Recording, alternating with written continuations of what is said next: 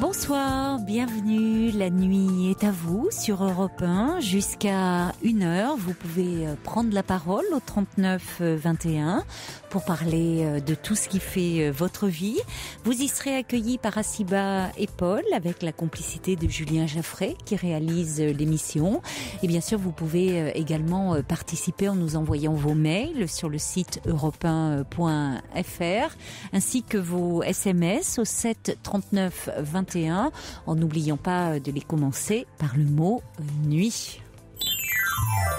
Europe 1, Caroline Dublanche. Bonsoir Graziella. Bonsoir. Bonsoir. Alors vous êtes en pleine rupture, je crois. Oui, en fait, je suis dans un des pires moments de la vie d'une femme, on peut dire, je crois. Je ne sais pas. Et donc, un des pires moments de la vie d'une femme, c'est... C'est quoi? C'est une... Pour vous, en tout cas, c'est... oui, c'est une rupture. Et après un peu plus de 10 ans, avec des moments de difficultés, il y a eu des difficultés, mais là, je pense que c'est vraiment grave. Alors pourquoi? Qu'est-ce qui se passe? C'est-à-dire quelque chose que je n'assume pas.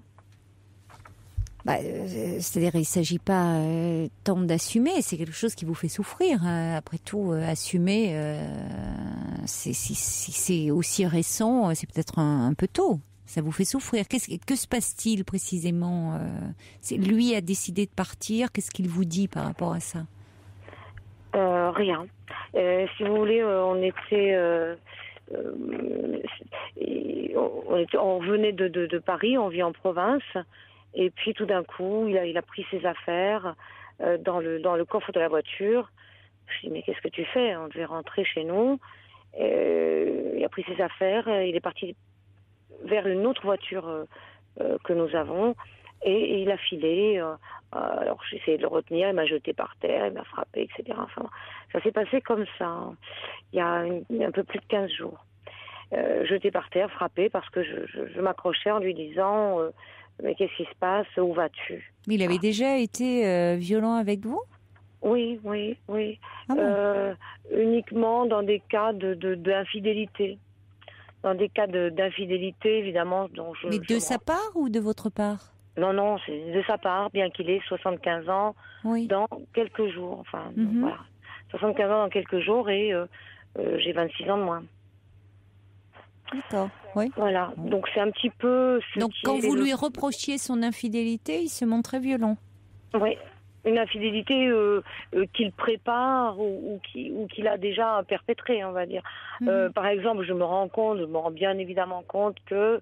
là, je me suis pas rendu compte que c'était si grave. Je me rendais compte qu'il y avait des problèmes, mais pas que c'était si grave. Mais c'est-à-dire grave dans le sens où il vous quitte pour donc une autre femme parce que là il veut vivre avec elle, il veut s'installer avec elle. Ce qu'il y a, c'est parce que je comprends pas très bien ce qui s'est passé. C'est-à-dire que vous vous disputez violemment, il part, mais qu'est-ce qui s'est passé? Vous lui reprochiez quoi? Vous aviez découvert une nouvelle fois qu'il avait une liaison? C'est un petit peu... c'est quelqu'un qui était à la retraite, mais qui avait monté une boîte. Monté une boîte qui a coulé il y a 1 an et demi. À cause d'une employée avec qui il avait une liaison. D'accord. Avec qui il avait une liaison dont je souffrais beaucoup. Et je me suis... une employée chinoise, pour tout dire. Oui, peu importe, oui. C'est quand même... Et donc, avec qui il avait une liaison... Et donc, je me suis dit, la boîte ayant coulé, de ce fait-là, ça va au moins avoir pour effet de lui ouvrir un peu les yeux sur les 45 ans, 46 ans, cette fois de différents âges, non pas une génération mais deux. Voilà, et bon, ça ne lui a pas ouvert les yeux, la personne est repartie dans son pays, mais des contacts téléphoniques et mails n'ont pas cessé. Et donc, donc j'en souffrais, on se disputait de ce fait-là. Je ne sais pas où ça en est, mais je me doute bien qu'il y a un rapport de cause à effet.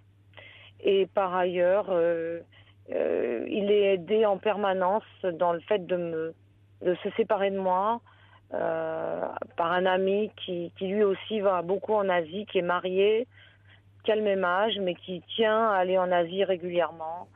Et donc, avec moi, si vous voulez, moi qui suis une compagne depuis 10-11 ans, je suis pas une compagne depuis 30-40 ans, c'est pas possible d'aller en Asie comme ça.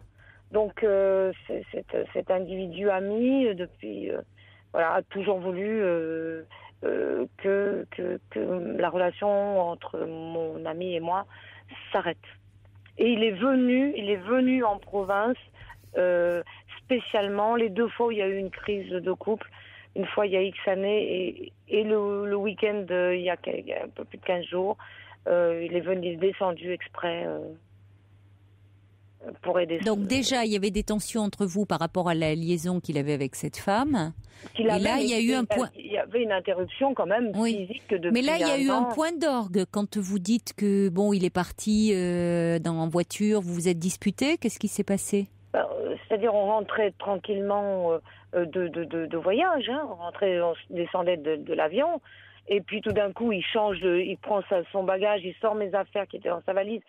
Il prend une autre voiture,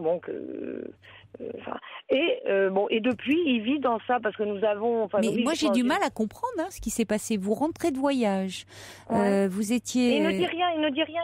Oui, mais il ne dit rien. Et votre voyage s'était bien passé? Votre séjour s'était bien passé? Il a disparu un jour sur 3. Bah oui, donc déjà il y avait un problème. Il a disparu un jour sur 3, mais ça, c'est des choses dont je m'accommode, mais enfin, malheureusement... Oui, mais vous vous accommodez, semble-t-il, de beaucoup de choses, puisque vous dites qu'il est relativement infidèle. Oui, non, mais en souffrant. Mais il est relativement infidèle, vous partez en voyage ensemble, il disparaît un jour sur 3. À l'arrivée, il part en vous violentant. Et en même temps, vous souffrez que cette relation s'arrête. Enfin, vous voyez, qu'est-ce qu'elle vous amène, cette relation? Et alors, je finis quand même. Depuis, il vit dans sa deuxième maison, puisqu'il y a la maison dans laquelle nous vivions, et une deuxième maison à côté de laquelle il y avait une voiture également. Et il essaie de s'installer dans la deuxième maison, ce qui équivaudrait, sans remettre en cause ma présence dans la maison que nous habitions. Il ne remet pas en cause ma présence dans la maison, sa première maison, où nous habitions, et il est parti dans une maison inhabitée, qui avait été habitée avant par quelqu'un de sa famille, mais qui n'habitait plus depuis 10 ans. Enfin, vous ne souhaitez pas qu'il parte, mais pourtant, votre relation, elle semble pour le moins chaotique. Donc, je vois pas... Elle est chaotique, mais elle est quand même une relation il y a beaucoup de couples qui connaissent des violences, il y a beaucoup de couples qui connaissent... Oui, bon... Et il y a beaucoup de couples, malheureusement, quand on reste avec quelqu'un... Pour autant, est-ce que c'est supportable? Est-ce que c'est acceptable? Dans une vie normale, non. Mais ça fait longtemps que... Moi, j'ai eu une vie très dure. J'ai eu 3 fractures dans ma vie. Enfin, je veux dire, j'ai dû recommencer ma vie à 0 3 fois. Une fois à 16 ans et demi, une fois à 29 ans, enfin, une autre fois également, avec la perte de mon premier compagnon, qui est décédé. Et donc, je me sens absolument pas de recommencer une 4e fois. Non, mais vous pourriez déjà vous poser un peu. Pourquoi il faut à tout prix être avec un autre si cet autre se montre violent, infidèle, ne tient pas compte de vous, voyez? Parce que c'est une Pourquoi? perte. Parce que vous ne supportez pas... Ah oui, c'est une perte, oui, mais parce que vous ne supportez à ce point-là pas la solitude, que vous préférez être avec quelqu'un qui vous fait du mal. n'importe quoi. Mais oui, mais c'est une drogue. L'autre devient une drogue dans ces cas-là. Et c'est que vous... Non, c'est une dépendance, mais pas une drogue quand même. C'est une dépendance, oui. Une dépendance, évidemment, affective. Quand vous vivez avec quelqu'un et que vous ne collectionnez pas les hommes, il y a une dépendance. Elle est normale, elle est naturelle, la dépendance. Pas quand on est dépendant de quelqu'un qui vous fait du mal. Mais vous savez, j'ai dû aller à la médecine légale parce que j'avais été vraiment très fortement frappée. Et donc j'ai dû aller. Et c'est un travail à la chaîne là-bas. Je veux dire, malheureusement, il y a plus de 600 000 femmes frappées en France et elles ne s'en vont pas parce qu'elles ne peuvent pas faire autrement, parce qu'elles n'ont pas mieux, entre guillemets, parce que la vie c'est plus dur que ça. Parce qu'on n'a pas mieux. Non, vous ne pouvez pas d'abord parler au nom de ces femmes, de toutes les femmes qui sont victimes de violences, parce que... Si elles restent, ce ne sont pas forcément des faibles, ce sont des personnes qui n'ont certainement pas mieux, je suppose. Mais pas mieux, mais parce qu'on peut être à ce moment-là seul plutôt que d'être avec quelqu'un qui vous frappe. Seul. C'est pas, il s'agit, vous voyez, parce que dire pas mieux. Je défie quiconque. Moi, je n'ai plus de famille. Oui. J'étais seule à 16 ans, je l'ai accepté, je l'ai vécu. J'ai été seule quelques mois au moment du décès extrêmement dur de mon compagnon, mon premier sublime compagnon qui était un gentleman, etc.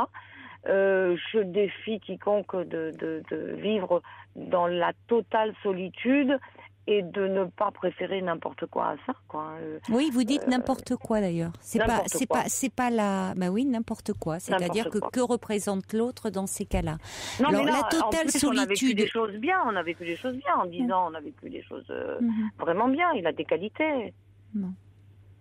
Alors que comptez-vous faire? Je suis totalement désespérée, quoi. C'est un appel au secours parce que je suis complètement désespérée par surtout la différence d'âge. Le fait que pour lui tout lui sourit, tout lui réussit. Il a plus d'argent que moi, surtout maintenant. Pas quand on s'est connus, mais maintenant oui. Malgré la perte de la boîte.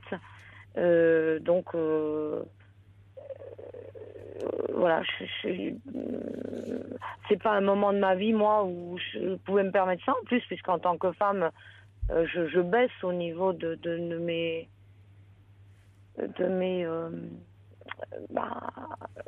capacités de séduction, etc. C'est des moment très dur pour une femme d'aborder. Mais ce qu'il faut surtout, je pense que là où il y a la baisse, elle était déjà. Vous parlez de capacité de séduction. Je pense que surtout, vous n'avez pas beaucoup d'estime de vous-même, et que ça doit être déjà très bas pour supporter une telle situation, et que le problème de fond, il est là. D'estime de moi-même. Et que vous ne vous aimez pas beaucoup pour supporter une telle situation. Parce que quand vous dites des personnes comme ça, victimes de violences, qui restent dans un tel contexte, parce que finalement c'est mieux que rien, c'est qu'en général, dans ces cas-là, il y a un tel désamour de soi, un tel sentiment d'impuissance à être aimé, de ne rien valoir, qu'effectivement on peut rester. C'est possible que je ferai une distinction entre manque d'estime de soi, je pense pas que ce soit le cas, et impuissance à être aimé, oui. Impuissance totale à être aimé. Lié, hein. Mais pour moi, c'est pas la même chose. Impuissance à être aimé, sûrement. Oui.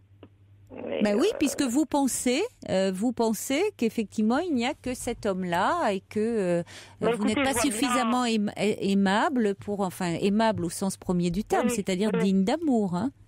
Voilà. Et qu'il y aurait certainement d'autres hommes, vous n'avez que 50 ans, qui pourraient vous apporter de l'attention. Mais pour ça, comment aimer, comment être aimé si vous ne vous aimez pas vous?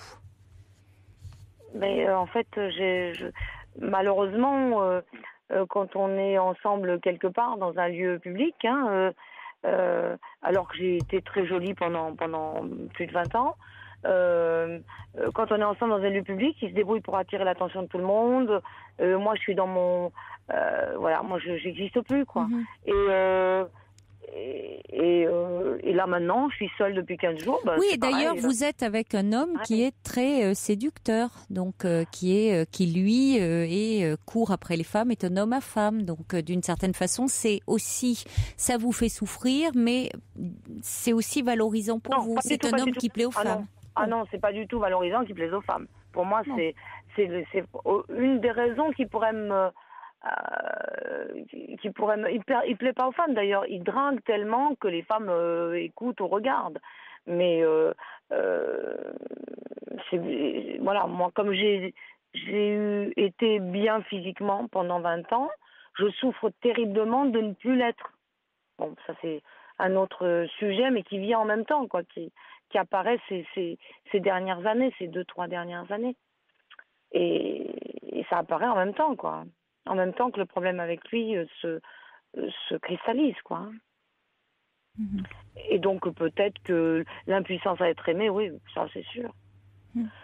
Mais bon, c'est vraiment en 15 jours, je suis plus la même personne, quoi. J'ai perdu 5 kilos, j'arrive plus à me lever alors que j'étais toujours tout le temps en train de faire quelque chose. Oui, vous êtes très déprimée et il faudrait vous faire aider.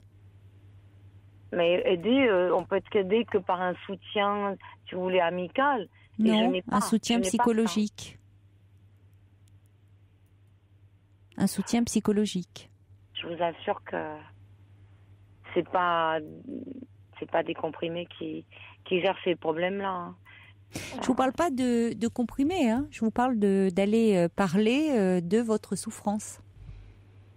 Parce qu'elle vient de loin. Vous me parlez de votre histoire, des moments de fracture dans votre histoire et du sentiment qu'après, il n'y a que cet homme-là qui peut vous sauver de tout ça. Donc, si vous voulez, il y a quelque chose à travailler, à comprendre et finalement parler de votre souffrance. Je ne suis pas en train de vous parler de comprimés. Mais parce que rien ne justifie les coups, hein. Donc bon, mais à un moment aussi, est-ce que vous acceptez de l'aide ou pas? C'est ça, hein. C'est-à-dire de l'aide, c'est-à-dire une fois par semaine, voir quelqu'un une fois par semaine, alors que je souffre 24 heures sur 24. Vous n'aurez pas une assistance 24 heures sur 24, hein, ça c'est certain. Ouais. Mais si vous voulez sortir à un moment de cette dépendance, il faut commencer par faire une démarche. En fait, mon problème, c'est que je veux comprendre ce qu'il fait, où il va. Bon, d'accord. Vous voulez rester collé à lui.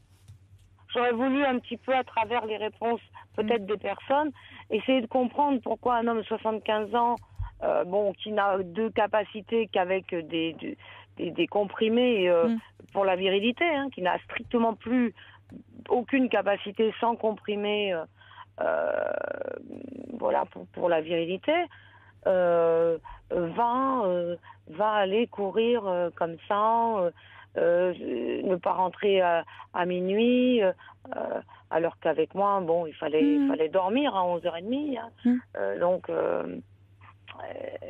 je veux dire, c'est le démon d'après-midi, c'est le démon du soir, c'est quoi En attendant, moi, je suis en train d'y laisser ma peau, quoi. Ben, vous ne trouvez pas que c'est ça le problème ? Plutôt que de, finalement, vous revenez toujours à lui, à essayer de le comprendre, lui, finalement, plutôt que de comprendre, vous, pourquoi vous vous accrochez à un homme qui, finalement, vous fait souffrir. Parce que c'est le mien, parce qu'on veut me le prendre, parce qu'on n'a pas à me le prendre, et parce que j'en ai pas d'autre. Parce que je vais vous dire, d'abord, personne n'appartient à personne. Vous en parlez comme si c'était une chose. Non, pas comme si c'était une chose, mais je vous assure. Personne n'appartient à personne. Mais vous êtes dans une, ça reflète bien votre dépendance. Non, mais quand même. Attendez, lui me prend peut-être pour une chose en se donnant des droits sur mon corps, hein, puisque le fait de frapper, donner des coups. Vous lui laissez ce droit-là? Non, j'ai pas le choix. Hein. On a toujours le choix. Non. On a toujours le choix de ne pas de poser des limites et quand l'autre lève la main d'aller porter plainte. Eh bien, je l'ai fait. Il n'a même pas été inquiété. Bon, je l'ai fait. Écoutez, si vous avez retiré votre plainte, effectivement, il risque de ne pas être inquiété. Bon, au-delà de ça, au lieu d'essayer de comprendre son fonctionnement à lui, il serait préférable de comprendre pourquoi vous vous accrochez autant, mais visiblement ça c'est plus compliqué. Maintenant, parce que je n'ai personne d'autre, parce que je n'ai aucun autre environnement. Et c'est pour cette raison que je vous dis qu'il serait important d'aller parler à un thérapeute. Mais cette démarche, vous ne semblez pas vouloir la faire. Ben, je pense pas que ça soit suffisant. Ça peut être quelque chose en plus, mais ça peut pas être quelque chose de... Alors, vous voulez des réactions? Je vais vous en lire qui arrivent au 739-21. Il y a Osiris qui dit finalement le vrai démon n'est-il pas en vous? Il y a l'ami Tintin qui dit ne confondez pas et ne mélangez pas l'amour et le fait d'être soumis. J'ai 55 ans. J'ai vécu 3 vies conjugales et pourtant je n'ai jamais frappé une femme. Salomon qui dit c'est de notre propre regard sur nous-mêmes, l'estime de soi, la dignité que se forme le regard d'autrui à notre endroit. Et puis quelqu'un dit pourquoi ne pas essayer de vous assumer seul, battez-vous pour votre propre estime. Je n'ai aucun problème d'estime de moi. Et je me suis battue, j'ai recommencé 3 fois ma vie. Je pense pas que les gens qui parlent ont commencé une vie avec 2 sacs de voyage à 16 ans et demi. Alors, voilà. Quelqu'un qui dit c'est incroyable d'entendre qu'il faut vivre à 2 à n'importe quel prix. Et puis, beaucoup de chance. Il y a quelqu'un qui dit vous semblez ne pas vous aimer, lui non plus du reste, car à son âge il a besoin d'illusions pour croire qu'il peut plaire. Et c'est vrai que s'il est toujours dans cette course comme ça vis-à-vis des autres et vis-à-vis des femmes, c'est qu'il a besoin de se rassurer avant tout. Donc c'est là où il y a quelque chose qui a du mal à marcher entre vous deux. C'est que vous-même, vous avez terriblement besoin du regard de l'autre et en particulier de cet homme-là sur vous pour vous rassurer. Or lui a besoin de femmes autour de lui, de femmes qui le rassurent sur lui-même, sur sa capacité à séduire, à plaire, malgré son âge. Vous voyez, ça ne dépend pas de son âge. Donc vous dites, et pourtant il a 75 ans, et il veut toujours plaire. Oui, il en aurait 80 ans, il continuerait toujours à vouloir plaire. Donc il a besoin d'être rassuré. C'est pour ça qu'il ne peut pas vous rassurer. Ça m'intéresse plus. L'idée m'intéresse plus. Il ne peut pas me rassurer parce que lui-même est toujours dans la quête d'être rassuré. Lui-même est toujours dans la quête d'être rassuré. Remarquez que moi, je cherche pas à être rassuré, je cherche à une vie normale. Cette vie normale à ce moment-là me donne ce que cherche toute femme, une forme de sécurité. Mais il pourra pas vous apporter cette sécurité. Parce que pour apporter une sécurité, il faudrait que lui-même soit rassuré. Et puis, pour conclure, je dirais que la sécurité affective qui peut-être vous fait défaut, ce n'est pas auprès de l'autre qu'il faut la rechercher, mais c'est en soi-même qu'il faut essayer de la trouver. Et quand on est comme ça dans une dépendance affective vis-à-vis d'un autre et vis-à-vis d'un autre qui nous fait du mal, c'est souvent parce qu'on a manqué de sécurité affective et souvent dans les tout premiers temps de sa vie. Et c'est pour ça qu'un travail thérapeutique sur soi aide, quoi que vous puissiez en penser. Donc réfléchissez. Oui, la sécurité affective que l'on développe quand on est un tout petit bébé. Donc c'est pour ça que ça vous semble complètement abstrait. C'est surtout que j'ai personne d'autre dans mon environnement. Oui, mais justement, pourquoi n'avez-vous personne d'autre dans votre environnement? Ça pose question. Pourquoi vous êtes-vous autant isolé? Parce bon que courage. Ouais, mais c'est ce qui pose question. Vous êtes terriblement isolé et vous raccrochez trop. Ça ne peut pas aller si vous dépendez que d'une personne. Parce que si cette personne vient à manquer pour une raison ou pour une autre, vous vous retrouvez dans une solitude, cette solitude qui vous terrorise. Vous voyez ? Donc c'est important de essayer de vous trouver d'autres investissements affectifs pour vous sentir un petit peu moins seul. Bon courage en tout cas. Essayez de réfléchir à ce qu'on s'est dit, Graziella. Au revoir. Alors,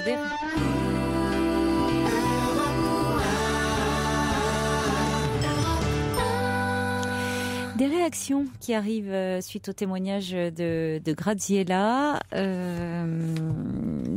Il y a des messages donc au 7 39 21 qui dit il est important de vous créer un nouvel environnement affectif. Quelqu'un qui dit aimer ce n'est pas vouloir posséder l'autre. Bombec qui dit pourquoi s'imposer de telles souffrances, il faut être libre de partir dans une relation. Et puis il y a Catherine aussi qui a appelé le 39 21 mais qui ne souhaitait pas passer, c'est dommage. Qui dit le pire, ce n'est pas d'être seul, c'est d'être seul à côté de quelqu'un. Et si on ne se sent pas bien, il vaut mieux être seul que la solitude à deux est la plus terrible, dit Catherine. Mais c'est vrai que quand on entend le témoignage de Graziella ou celui de Maryse hier soir, je me dis que c'est finalement le thème de l'émission du dimanche 21 octobre va, j'espère, apporter des clés puisqu'on va parler de la dépendance affective. Alors, c'est vrai qu'on est tous un peu plus ou moins, mais quand elle atteint comme ça une intensité vraiment trop grande, presque, je dirais, un peu pathologique, enfin, c'est-à-dire d'être dépendant comme ça de quelqu'un qui finalement nous nuit, comprendre pourquoi, d'où ça vient, et j'espère que là, vous pourrez trouver des clés pour vous libérer de telles dépendances. Donc le dimanche 21 octobre, j'accueillerai Sylvie Tenenbaum pour en parler. Bonsoir Raymonde. Ah, bonsoir Caroline. Bonsoir. Ça me fait drôle de vous entendre. Je vous écoute souvent. Oui. Je suis contente d'avoir entendu Francis Cabrel après avoir entendu la femme juste avant. Je veux rien dire contre elle, mais ça me dépasse. Bon, moi c'est un autre sujet que je vais aborder avec vous. Parce que je pense que vous n'avez pas le droit de critiquer et que vous n'êtes pas là pour ça. Ah non, surtout quand la personne n'est. Non, mais elle n'est pas consciente. Surtout quand la personne n'est plus à l'antenne. Hein. C'est pas le but. C'est pas de critiquer. Je ne suis pas là pour dire ce que la personne a envie d'entendre. En revanche, donc évidemment, ça quand je sens bien que parfois ça ne va pas dans le sens de ce que vous pouvez avoir envie d'entendre. Mais ce n'est pas le but. Je suis pas là pour faire plaisir à tout prix. Mais peut-être pour essayer de faire avancer. Voilà. Je sais qu'un psychiatre, c'est une psychothérapie, c'est comme vous faites vous. Je sais, j'en fais une. Mais bon, ça m'a quand même choquée. Moi, j'étais hier, j'étais à l'écoute. Bon, après, quand j'ai téléphoné, c'était un peu trop tard. On n'a pas pu me passer. C'était la femme, parce que c'est un peu similaire à ce que je vis depuis 9 ans. C'était une femme, je ne sais plus son prénom, je ne sais pas si c'est pas Paul. Alors on me dit que c'est au sujet de Paul, oui, Paul, oui c'est ça, qui était donc pour ceux qui n'étaient pas à l'écoute hier soir, qui avait rencontré, enfin c'est un homme qu'il avait abordé et finalement qui était marié à une femme gravement malade. Et donc il était venu à un moment, il avait quitté sa femme, il était venu vivre avec elle et puis il était reparti vivre avec sa femme tout en maintenant une relation avec Paul, et Paul s'interrogeait puisque cet homme lui demandait d'attendre. Oui, voilà. Moi c'est un peu différent. Moi j'ai rencontré un homme il y a 9 ans qui était marié, je le savais, il était marié. Et tout de suite, moi j'étais séparée, depuis 5 ans, j'étais seule et j'en avais un peu marre de ma solitude. Oui. J'ai rencontré un homme qui me plaisait beaucoup et je savais pas si j'allais lui plaire. Enfin bon, je l'ai rencontré, ça s'est passé comme ça. Et donc j'ai vécu une histoire d'amour avec lui. Alors, il était donc marié et il m'a bien dit tout de suite, il m'a jamais trompé sur lui, qu'il ne quitterait jamais sa femme.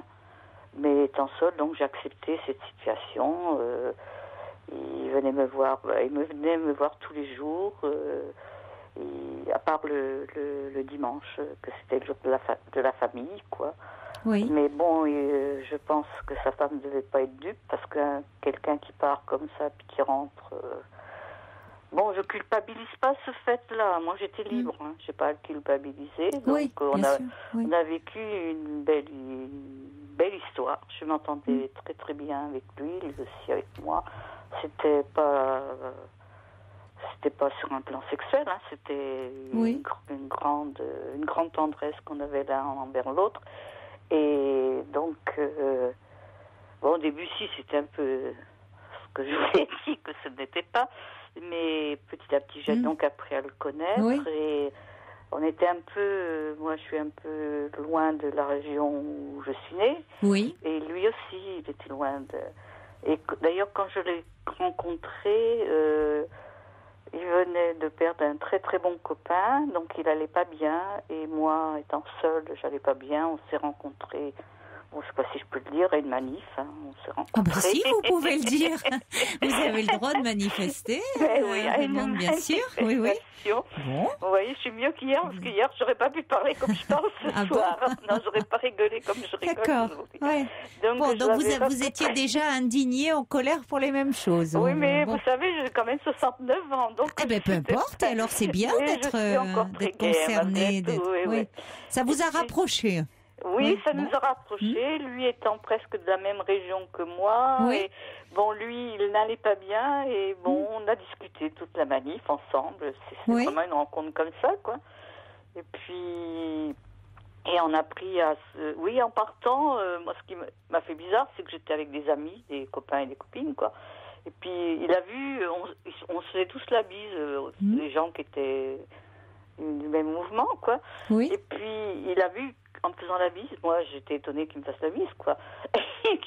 Il a vu que j'avais les larmes aux yeux. Je devais avoir les larmes aux yeux parce que je me disais, ça y est, je vais me retrouver encore toute seule à la maison, alors que j'avais passé une bonne journée, quoi, avec quelqu'un que je trouvais, qui me plaisait, quoi. Oui. Et puis il me dit, ça n'a pas l'air d'aller. Moi je raconte un peu ma rencontre, quoi, parce que c'est une belle histoire, quoi. Et puis, je lui dis non. Et puis, il a dit, si vous voulez, on va boire quelque chose. On a bu quelque chose. Et lui, j'ai appris qu'il venait de perdre un bon copain, quoi. Un grand copain qui joue aux échecs avec lui dans des grands tournois et tout. Bon, ça s'est passé comme ça. Petit à petit, il a appris à me connaître. On a appris à se connaître, à se donner des petits rendez-vous comme ça, sans qu'il vienne chez moi, ni rien du tout. Et puis, bon, enfin, c'est une belle histoire. Oui, oui. Et puis, donc, ça faisait donc 8 ans qu'on était donc comme ça. Moi, j'appréciais cette façon de vivre, quoi. Moi, d'être libre aussi, de faire ce que j'avais envie de faire, et puis d'avoir une compagnie qui venait me voir, qui m'emmenait. Des fois, j'ai été avec lui à des tournois d'échecs assez loin d'où j'habite, quoi. On passait quelques jours de vacances donc ensemble, hein. Et puis l'année dernière, sa femme a été hospitalisée. Bon, je vais raccourcir, hein. Elle avait une tumeur au cerveau. C'est pour ça que ça me fait penser un peu au cas d'hier. De la dame, oui. Oui, de la dame. Ouais. Donc là, à partir de ce moment-là, qu'elle a été hospitalisée, on ne se voyait plus. Il me téléphonait de temps en temps. Moi, ce que je dis, il a fait son devoir envers cette femme, c'était la sienne, donc quand même, il était marié, il avait 2 enfants. Et sans que vous en parliez, ça s'est mis en place comme ça, il a été moins présent, il s'est consacré à son épouse. Mais il me parlait quand même, il me téléphonait, hein, mais c'était pas comme avant, donc avant, il venait tous les jours...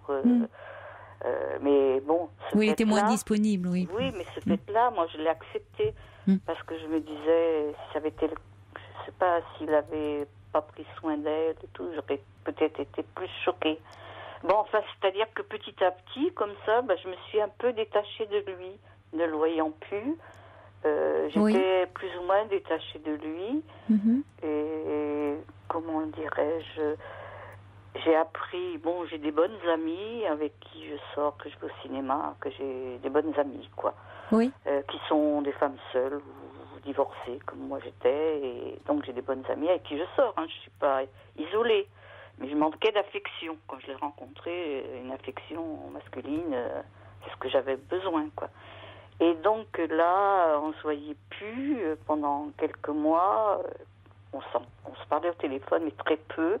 Et il me parlait beaucoup de sa femme, de la maladie de sa femme, et j'en ai un peu marre, quoi, des fois. Oui, quand il vous appelait, c'était pour se confier, pour parler de la maladie, de ce qu'il vivait. Donc, oui, évidemment, j'ai l'impression d'avoir joué le rôle d'une psy, quoi, à un l'époque, peu, quoi. oui, c'est ça. Et donc, je suis partie, parce que je suis partie dans ma famille, il y a eu un problème de santé de ma famille, je suis partie tout le mois de mai. Donc sa femme avait été hospitalisée en octobre l'année dernière, ça va faire 1 an, quoi.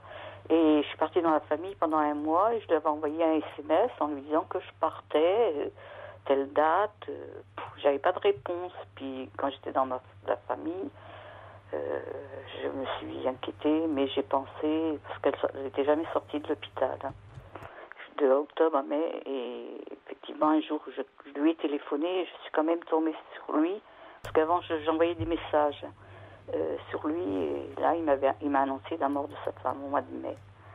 Et donc, moi, étant dans la famille, je ne suis pas rentrée tout de suite. Comment dirais-je, il y a eu tout le... Parce qu'en plus, vous voyez, c'est un homme qui trompait sa femme. Ça arrive à me faire rire maintenant, parce que de tromper sa femme, ça va bien, mais une fois qu'elle est morte, il y a la culpabilité qui rentre en ligne de compte, je pense. Ou il faut qu'il fasse son deuil, je sais plus. Je sais plus, là, je suis un peu paumée. Mais maintenant. c'est-à-dire, où en êtes-vous avec lui ? Avec lui, donc, oui. Parce que vous parlez de sa culpabilité, mais c'est-à-dire, où en êtes-vous ? Vous continuez à vous voir ? Il vous appelle ? Oui, il m'appelle. Par contre, moi, les 3/4 du temps, je peux pas l'appeler. Enfin, je l'appelle, mais il répond pas, il est toujours sur message. Mais on n'est jamais 2-3 jours sans s'appeler quand même, sans qu'il m'appelle. Et là, donc, oui, il vous rappelle quand même. Quand vous lui laissez un message, il vous rappelle, d'accord. Ah oui. Mais même là, donc depuis que sa femme est décédée, je l'ai revu à peu près physiquement. Un jour, il m'appelle et il me dit, écoute, je vais venir te voir. Ça devait être... Moi, je suis partie en vacances en août. Ça devait être début septembre. Franchement, la nuit d'avant, j'ai pas dormi. Je me disais comment je vais le trouver. Je vais le trouver changé. Je vais le trouver... Et quand il est venu chez moi... il m'a pris dans ses bras, ça m'a fait un bien fou. Alors que j'étais complètement... Je me détachais petit à petit complètement de lui. Mais le fait de le revoir, le retrouver, d'être dans ses bras, là, vous vous sentiez de nouveau proche de lui. Le fait que lui, il soit tellement content de me voir. Oui, c'est ça qui m'a fait du bien. Mais oui, parce que vous étiez forcé... Enfin, ça se comprend aussi que vous vous sentiez moins proche, puisque vous ne vous parliez plus qu'au téléphone. Mais oui, c'est ça. Et donc... Donc on s'est vus cette journée-là, on a été manger ensemble. D'accord. Et parce que ça, c'est sa grande, comment dirais-je, il aime beaucoup aller au restaurant, m'emmener au restaurant. Bon, mais c'est agréable. Ça, c'est agréable. Non, mais c'est quelqu'un de très, très agréable et tout. Mais pourquoi vous êtes perdu ? Vous semblez un peu perdu par rapport à la relation en ce moment. C'est-à-dire que vous parlez de culpabilité. Vous le sentez c'est vous qui culpabilisez ? C'est lui Non, c'est lui qui culpabilise. C'est-à-dire qu'il culpabilise plus maintenant d'envisager une relation avec vous que du vivant de sa femme. Exactement, oui. Alors ça me pose énormément de problèmes. Je me dis, mais à quoi j'ai servi pendant 10 ans c'est pas en ces termes-là, d'ailleurs. Vous n'aviez pas une fonction utilitaire, enfin... Enfin, servi, je veux dire, c'est pas dans le mot servi que je veux dire, mais... Non, mais je sais pas... Il peut être... au-delà de ça, dans les faits... Il pouvait avoir un attachement à son épouse, même en étant avec vous. Bah oui, c'est ce qu'il m'avait dit au départ, c'est ce qu'il m'avait dit. Donc, il peut être dans un deuil, il est dans un deuil. Il peut être dans un... Vous voyez, donc il peut être, au-delà de la culpabilité, même dans un chagrin.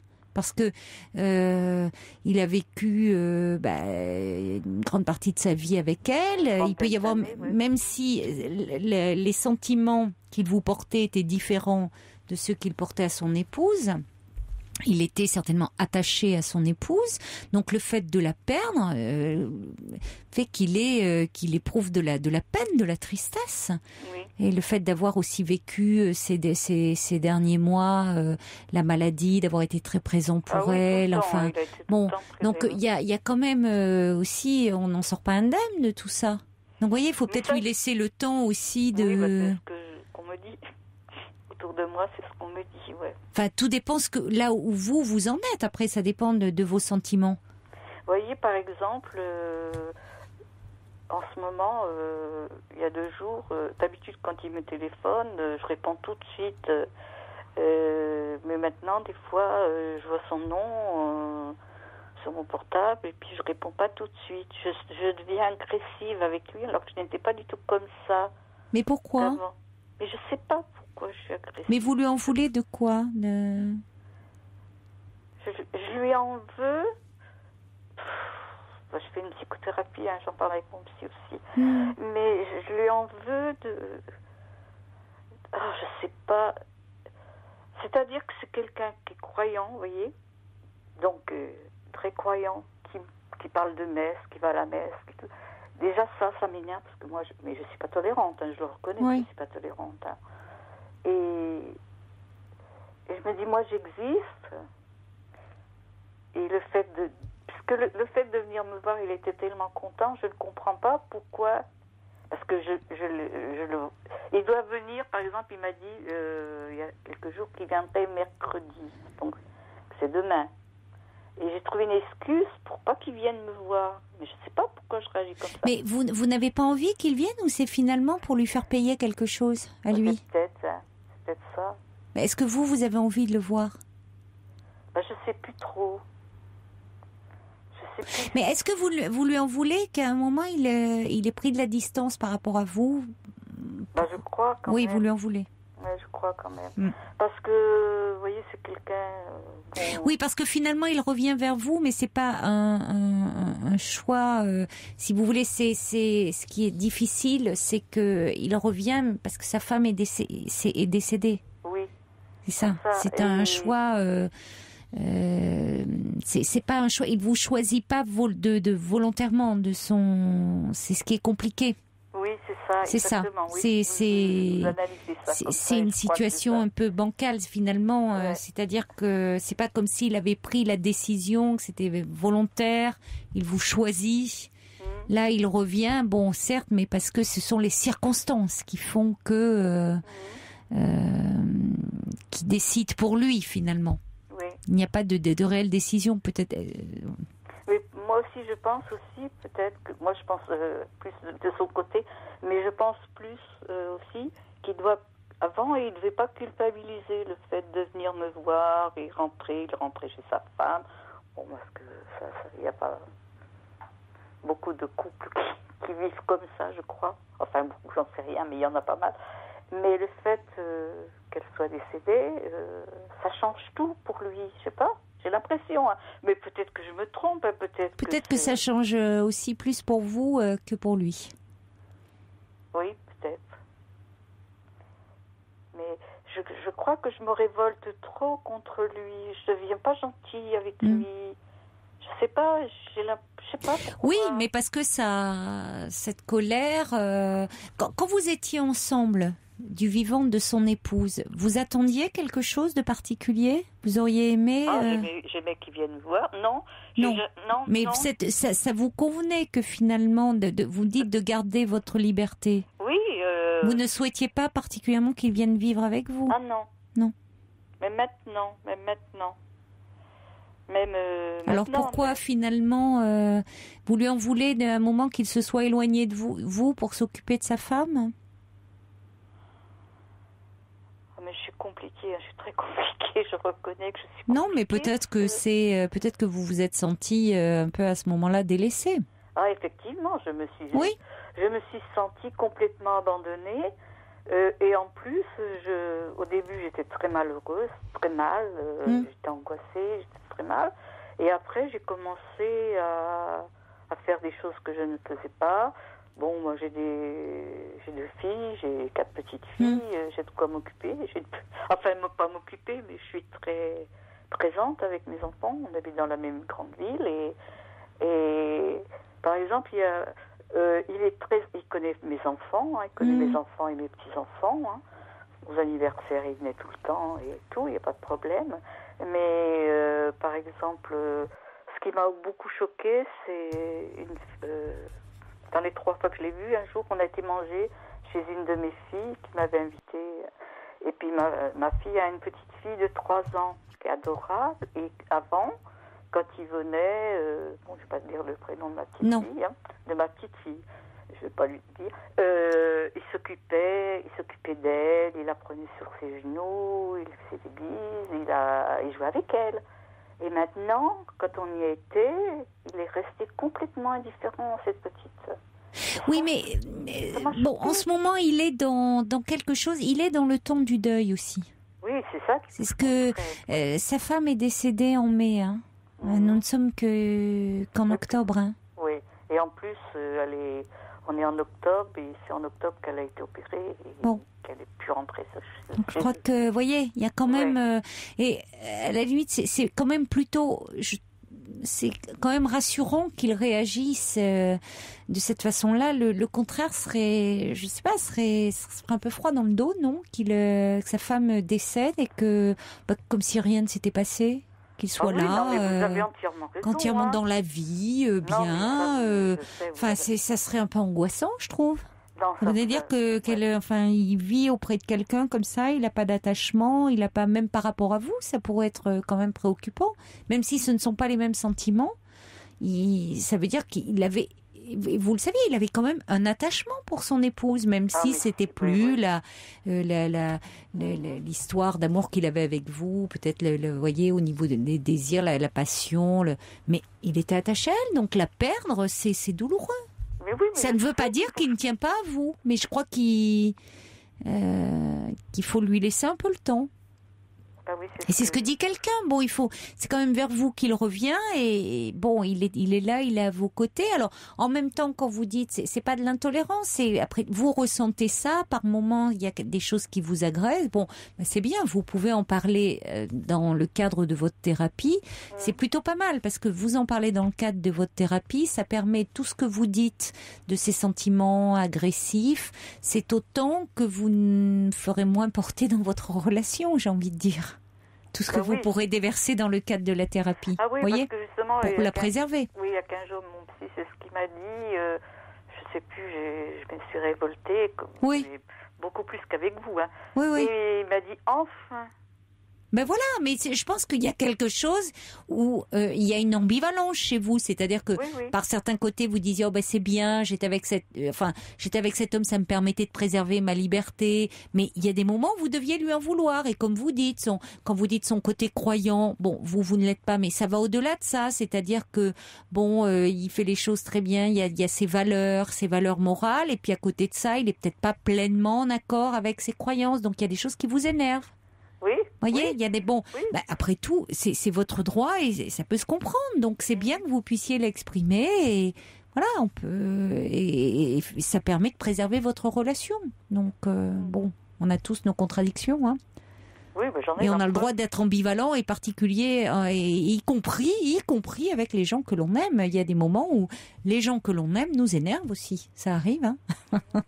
Non, mais par exemple, un truc qui m'a vexée, c'était par rapport à ma petite fille, c'est qu'un jour, il a 2 enfants et 2 fils de grands-fils, de 30 et 35 ans, et qui sont célibataires, et je lui dis, ça serait bien que tu sois grand-père, quoi. Elle me dit, non, je veux pas. Alors ça aussi, ça m'a choquée, parce que c'est pas lui, vous voyez, il y a plein de choses qui... Bon, mais laissez-le un petit peu le temps de... Ouais. C'est... Bon, il serait tout seul, son épouse n'est plus à côté, voilà. Laissez-lui un peu le temps. Effectivement, c'est ce que j'ai pensé. Ben oui, grand-père, ça renvoie, vous voyez, ça renvoie au fait, grands-parents, il serait tout seul, là. Vous lui parlez de... Mais c'est plus ça. Voilà. Bon, parlez-en et parlez-en avec dans l'espace de votre thérapie et puis ça permet de, comme je vous le dis, avec votre relation. Bon, il y a des choses comme ça qui reviennent, mais ça ne veut pas dire pour autant. Mais je sais, donnez-vous du temps, mais on l'est tous. Merci en tout cas de votre appel. Merci beaucoup. Merci Raymond. Je vous écoute presque tous les soirs. Parce que j'ai déjà sonné à cause de ça, parce que ça m'intéresse aussi. Je suis ravie de vous tenir compagnie alors pendant pendant ces temps d'insomnie. Merci beaucoup de votre confiance. Au revoir Raymonde. Jusqu'à 1h sur Europe 1, Caroline Dublanche. Bonsoir Romain. Bonsoir. Bonsoir. Bonsoir, oui. Alors, vous trouvez qu'il est compliqué de rencontrer quelqu'un de sérieux ? Oui, on peut dire ça comme ça, oui. Qu'est-ce que vous entendez par sérieux ? Disons que... Oui ? Romain, vous êtes avec nous ? Oui, excusez-moi. Je vous entendais plus. En fait, il y a quelques années, j'avais rencontré quelqu'un via un site internet. Et à l'époque, c'est vrai que je trouvais que, après on se correspond pas, on dira, mais il était plus facile de trouver des gens qui cherchaient à, disons, se poser, je dirais, vu mon âge. Et aujourd'hui, donc, je me suis réinscrit il y a peu de temps sur ce genre de site. Vous avez quel âge ? 27. D'accord, oui, vous êtes jeune. Et je m'aperçois que, en fait, il n'y a plus grand monde qui cherche quoi que ce soit. Mis à part des relations de courte durée, quoi.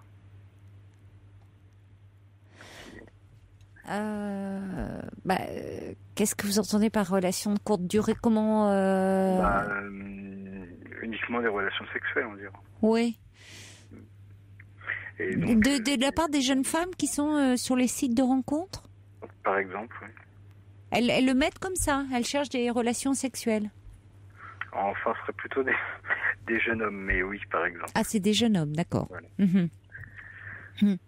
Et oui, maintenant, il y a que ça, quoi. Et je trouve ça ennuyeux parce que moi, je conçois pas d'avoir une relation avec quelqu'un que je ne connais pas, sans qu'il y ait aucun partage, sans rien.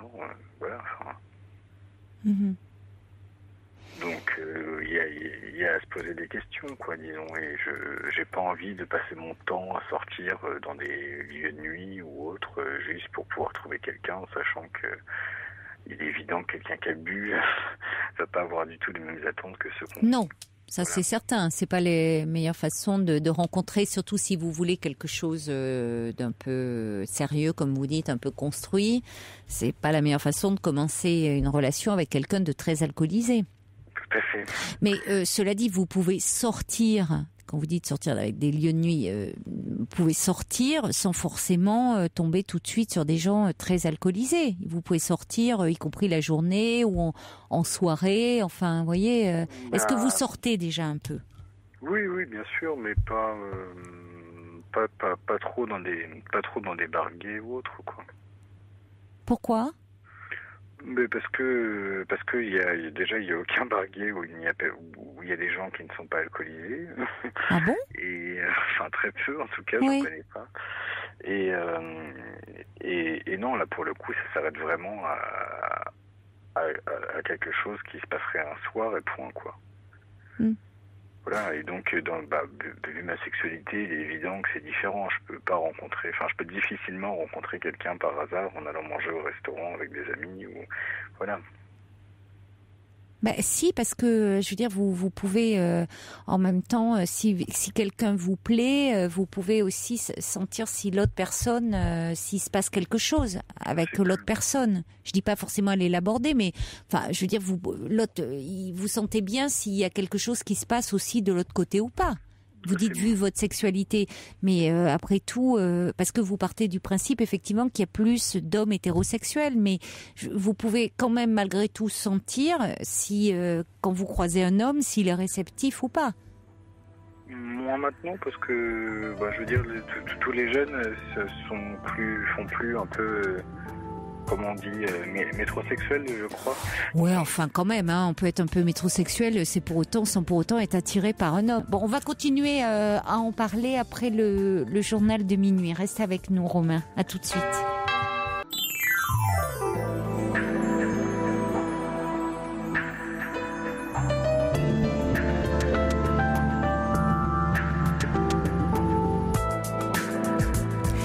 Soyez les bienvenus si vous nous rejoignez maintenant sur Europe 1, cette émission est la vôtre. Vous pouvez y parler de vous en toute liberté et sans tabou en appelant le 39 21. Vous pouvez également réagir aux différents témoignages en appelant ce même numéro ou en nous envoyant vos mails sur le site europe1.fr ou vos SMS au 7 39 21 en les commençant par le mot nuit. Alors nous sommes en compagnie de Romain. Romain, vous avez 27 ans. Vous aimeriez faire une rencontre sérieuse, entre guillemets, selon votre expression, avec un garçon, mais vous dites que c'est compliqué parce que sur les sites internet, souvent, c'est d'abord pour avoir des relations sexuelles, mais que ça va pas tellement au-delà. Alors, des messages déjà pour vous qui arrivent au 7 39 21. Quelqu'un dit ce jeune homme a totalement raison. Je suis moi-même homo et confronté au même problème. J'habite une petite ville de province. Il n'y a pas d'endroit dédié entre guillemets. Profil sur les sites de rencontres en grande majorité en quête de relations uniquement sexuelles. Emmanuel lui dit j'ai rencontré mon ami hors milieu dans l'avion en partant en vacances. Ça fait maintenant 9 ans que nous sommes ensemble. Tout est possible. Vous n'êtes pas le seul homo à ne pas vouloir fréquenter le milieu gay. Et puis David dit j'ai rencontré ma moitié grâce à votre émission. Nous sommes heureux. Dit David. Alors gardez espoir. Ninon qui dit pour du long terme, prenez votre temps, prenez un café tous les jours dans le même endroit, attendez de voir, même un coup de foudre peut toujours arriver. Alors c'est vrai que je ne sais pas après qu'est-ce que vous faites en dehors des sites puisque vous semblez c'est plus facile pour vous les sites au départ. Vous êtes un peu timide. Déjà, oui, alors je suis pas très dragueur, ça c'est clair. Mais bon, j'ai quand même l'handicap de ne pas chercher quelqu'un dans la même ville que celle où j'habite. Hein, donc je l'ai pas précisé, mais voilà. Vous cherchez pas dans la même ville ? Enfin, comment dire, Mais pourquoi vous cherchez la complication ? Non, mais j'y travaille. Je peux pas donner. Je veux pas parler de mon. Non, mais vous voulez pas passer une annonce. C'est dommage. J'aurais quelqu'un pour vous là. Mais bon, je vous dirai ça hors antenne. Je suis propriétaire d'un lieu de nuit, donc déjà par principe. Ah. Voilà. Donc par principe. C'est pour ça que vous voyez beaucoup de gens alcoolisés. Aussi, oui. Non, mais par alors, vous travaillez dans un lieu de nuit. Oui, je suis le patron d'un bar gay, clairement. Voilà. Oh, bah ça, c'est drôle, alors. Mais oui, mais justement, là, tout le comble de l'ironie est là. C'est que... vous devez vous faire draguer. Oui, mais c'est des clients. Et alors, vous voulez pas que ça soit dans le milieu professionnel, enfin... Tout à fait. Et puis le jour où je conclue avec quelqu'un... oui, tout le monde va le savoir. Tout le monde va le savoir pour commencer. Et puis c'est des clients. Donc quand un client se case, il ne consomme plus. Donc voilà. Ah ben oui, mais il faut savoir, le business ou l'amour, mon cher Romain. Je ne mélange pas les deux. Donc voilà. Mais oui, non, mais attendez, s'il y a vraiment un client qui vous plaisait, avec qui, parce qu'à force de les voir, vous pouvez quand même sympathiser, justement, vous pouvez prendre le temps. Comprenez mon point de vue. Si vous étiez célibataire, vous n'allez pas forcément sortir avec quelqu'un qui travaillait sur le même plateau de radio que vous. Voilà. Ah, ça dépend. Non, je plaisante. Et moi, c'est un peu cette idée. Il n'y a personne qui travaille avec moi, je suis toute seule dans le studio, hein, qu'est-ce que vous voulez. Non, mais c'est pour vous donner un exemple, mais voilà, donc du coup, c'est un peu compliqué. Donc oui, si je rencontrais quelqu'un dans la même ville que moi, en dehors de mon bar, bien sûr que je le ferais. Mais je ne conclurai jamais avec des clients. Voilà, même si, bon, des fois... Non, parce que certains, vous pouvez, justement, des clients qui viennent régulièrement sympathiser, voir un petit peu ce qu'ils ont dans le ventre, quoi. Enfin, qui ils sont, vous voyez, c'est pas comme quelqu'un qui passe comme ça de passage. Et puis, peut-être avoir réellement, avec avec l'un d'entre eux de réelles affinités, et après tout vous dire faire une exception à la règle parce que un va vous plaire particulièrement et vous sentez qu'il peut y avoir quelque chose. Je vous dis pas évidemment parce que je comprends tout à fait votre point de vue, c'est-à-dire que ça peut devenir problématique de dire oui le patron à chaque fois il est avec un client différent, ça fait c'est limite. Je suis d'accord avec vous. Bien sûr que c'est une règle que vous vous fixez, mais c'est peut-être parce que vous n'avez pas eu un coup de cœur réellement aussi jusqu'à présent. Non, pas. Oui. C'est clair.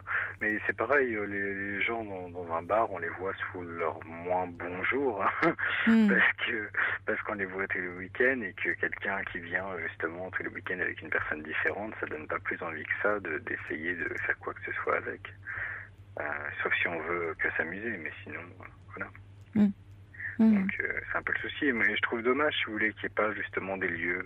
Par exemple, pour des couples, des célibataires hétéros, il y a des restaurants spéciaux où on sait que toutes les personnes qui vont y manger sont célibataires. Voilà, il y a ce genre de choses, et c'est des rencontres que je trouve normales. Que pour un gay, c'est très compliqué au final. Parce qu'il y a... Il n'y a pas de resto gay? Pas vraiment, à moins d'aller à Paris dans le Marais. Oui, dans le Marais, il y a, enfin, je sais pas si, mais il y a vraiment plein de restos. Oui, mais c'est pareil. Voilà un projet que vous pourriez. Mais vous n'avez pas beaucoup été dans le Marais, parce que. Attendez, j'y habitais. Ah vous, c'est vrai? Oui, alors là, franchement, oui, j'y ai habité. J'ai une amie qui a un magasin là-bas, et franchement, ça ne me donne pas envie d'aller dans les restaurants quand je vois déjà les clients de la boutique.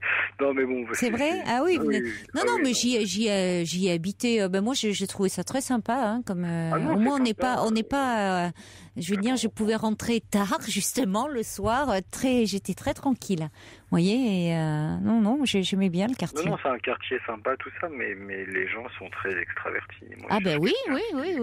En province, la mentalité n'est pas du tout la même. Et d'ailleurs, je cherche pas quelqu'un qui soit... où ça se voit, que ça se voit plus qu'à la normale, qui soit gay, quoi.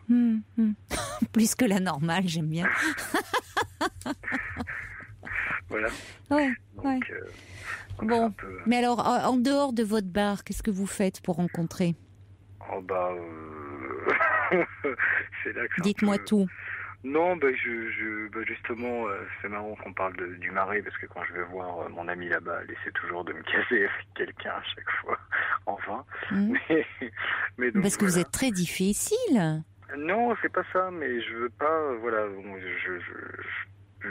on a tous un peu de vécu, donc je fais un peu attention déjà aux gens que je peux rencontrer. Et puis non, je rencontre rarement quelqu'un qui est capable de se comporter normalement, qui a quelque chose dans la tête, pour parler de façon un peu brutale. Oui.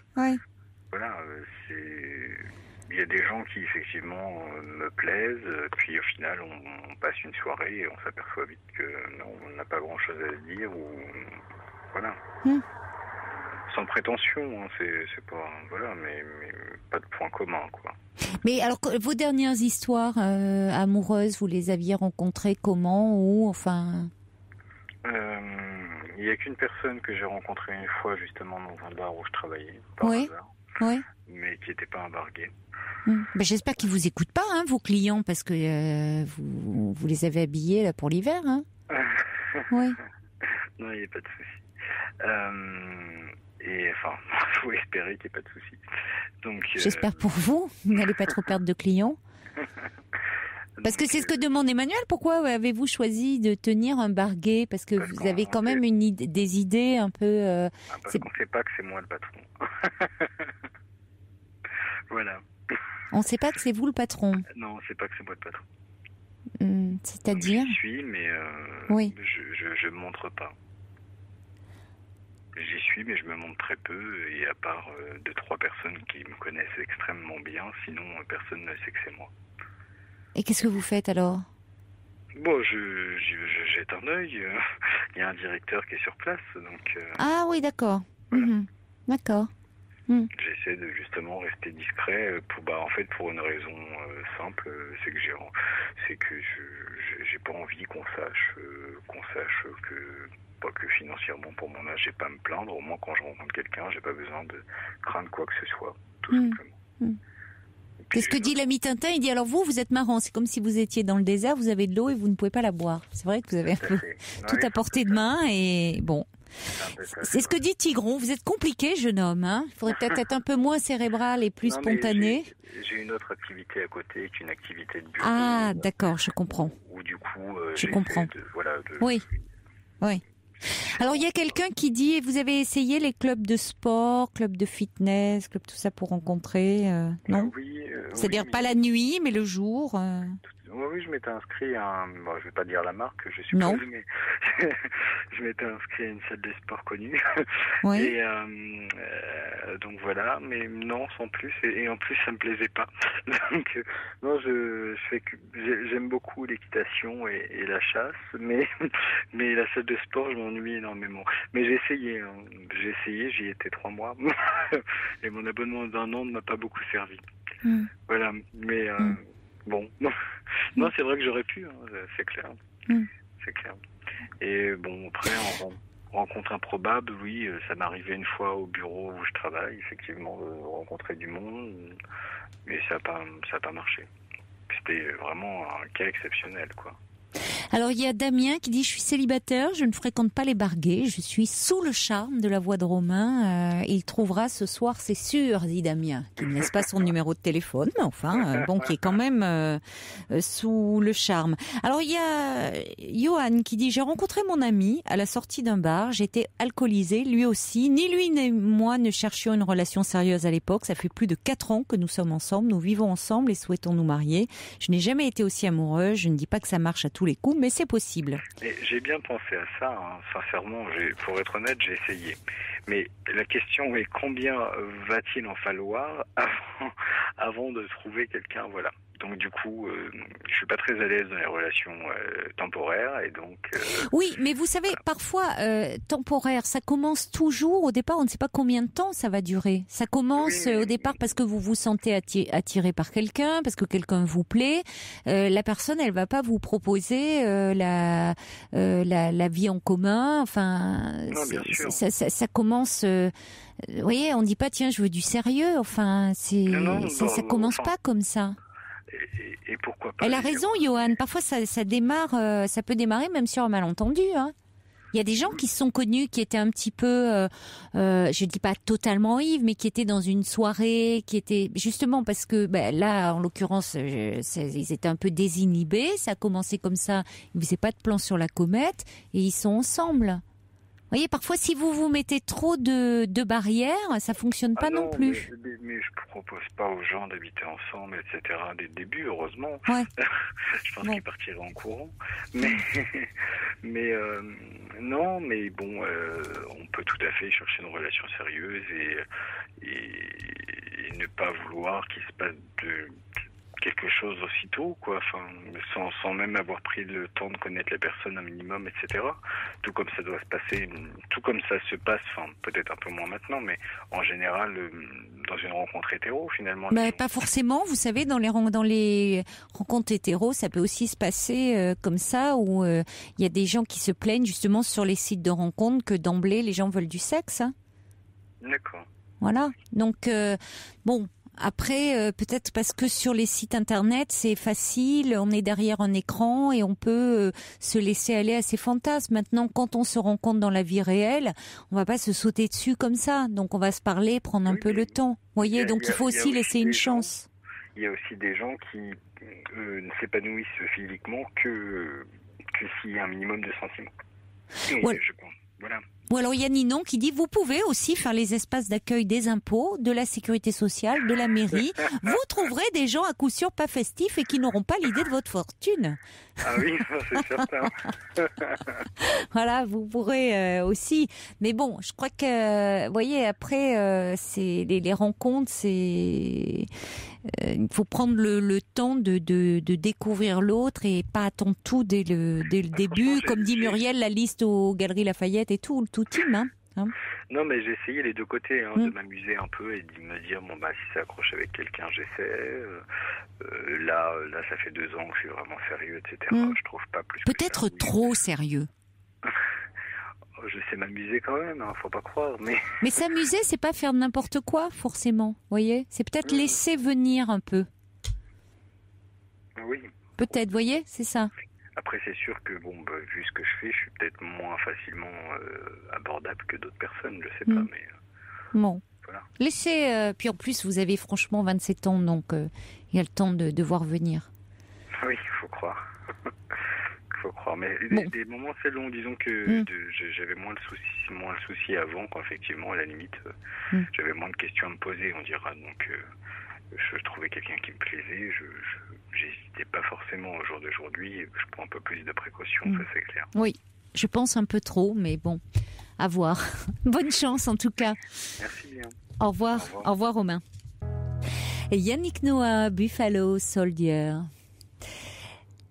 Des SMS qui arrivent au 739 21. L'édition résume l'appel de Romain. Caméléon, camouflé dans son décor, cherche autre décor pour trouver un autre caméléon. Good luck à lui. Et puis Namas Pamou dit quelle voix ce Romain.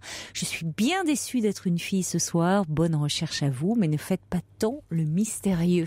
Et pourtant ça marche le mystère, parce qu'il y a une moisson d'appels au 39 21 pour Romain. Je ne sais pas si c'est pour avoir Romain en ligne ou pour avoir l'adresse de son bar gay, mais en tout cas, croyez-moi, ça appelle et il ne va pas repartir les mains vides, Romain. Bonsoir Seb. Oui, bonsoir. Bonsoir. Donc, ça fait 6 mois que je suis avec une personne. Oui. Et 6 mois que je me fais insulter dans tous les sens avec son ex. Mais indirectement, il m'a jamais appelé, je l'ai jamais croisé. C'est dès qu'il croise quelqu'un que je connais de près ou de loin, donc il m'insulte. Et à chaque fois, ces personnes me disent ce qu'ils racontent sur moi. Oui. Si vous voulez, il a 3 enfants avec donc ma compagne. Oui. Donc elle le croise régulièrement et là, c'est carrément des menaces de mort. Ah oui. Donc vu qu'il me l'a pas dit directement, j'ai pas porté plainte, mais moi j'aime cette femme, elle m'aime, mais ça commence à me peser énormément. Donc au point où je compte peut-être arrêter la relation Vous êtes angoissé, ça vous angoisse Ouais, énormément. Ouais. Parce que je l'aime, je pense que j'ai 33 ans. Je pense que j'ai jamais aimé. Oui, ça vous oppresse que cet homme, finalement, cet homme est entre vous. C'est une forme de harcèlement, même s'il ne vous appelle pas directement. Ah non. Mais donc... il fait tout pour que je le sache, Oui, c'est ça. Il fait en sorte que ça vous revienne aux oreilles. À qui donc à des personnes de votre entourage, comment se fait-il qu'ils connaissent les mêmes personnes que vous? Si vous voulez, c'est un couple que je connaissais avant qu'ils se séparent. Donc, vous aviez des amis communs, des connaissances communes? Si vous voulez, on avait des connaissances parce que c'est un couple que je connaissais avant, c'était pas des grands amis, c'était des collègues, si on peut dire, Oui. Donc c'est principalement à eux à ce couple qu'ils se confient. Non, mais si vous voulez, c'est la femme avec qui donc je suis. Elle est en couple avec cet homme-là. Et ce couple-là, je le connaissais. D'accord. Oui, d'accord. Je n'avais pas compris. Oui, d'accord. C'était des collègues. C'était un couple. Donc vous connaissiez un peu également le cercle, certaines connaissances en commun. Oui, voilà, forcément. Et là, il est comme, il croise des gens même qu'il connaît à peine et il arrête pas de parler de moi, Oui, il est obsédé par vous. Ça fait combien de temps que vous êtes avec cette femme? Donc 6 mois, vous m'avez dit? 6 mois, le 16 prochain. Donc on est sortis ensemble le 16 avril. Bon, parce que jusque-là, tant que c'était encore qu'il vous insulte, par personne interposée, ça montre qu'il est qu'il n'accepte pas cette séparation, puisque elle l'a quitté pour vous, Non, pas du tout. Non, ça fait, ce qu'elle m'explique, ça fait 3 ans qu'elle en peut plus, que ça faisait 12 ans qu'ils étaient ensemble. D'accord. Mais 3 ans que le couple, elle a déjà été cocu, entre guillemets, elle a été trompée, pardon. Oui. Donc voilà, et ça faisait vraiment 3 ans que c'était invivable. Tous les jours, elle se faisait aussi, pareil, insulter. C'est quelqu'un de très nerveux, son ex-compagnon, de sanguin, enfin bon. Oui. Il était violent en parole. Il était violent physiquement avec elle. Non, elle m'a jamais dit que physiquement il avait. C'était toujours en parole. Ouais. D'accord. Ouais, toujours retenu a priori. Après voilà, moi. C'est pas plus non plus. Bon. Elle vous le dirait, je pense, non? Vous pensez pas? Vous êtes en. Si. Elle est en confiance avec vous. Pourquoi vous mentirait-elle? Ouais, là j'ai un SMS. J'adore t'embrasser, te parler, te faire l'amour. J'ai envie de construire quelque chose avec toi. Mais pourquoi ça vous met des obstacles? Pourquoi qu'est-ce qui vous angoisse autant? C'est le fait qu'il ait proféré des menaces de mort? Ouais, enfin, je me dis, moi, j'aimerais bien construire quelque chose avec elle, mais étant donné qu'ils ont 3 enfants ensemble, je pense que il sera toujours là à essayer de détruire notre couple, quoi. À essayer il y aura toujours voilà, quoi.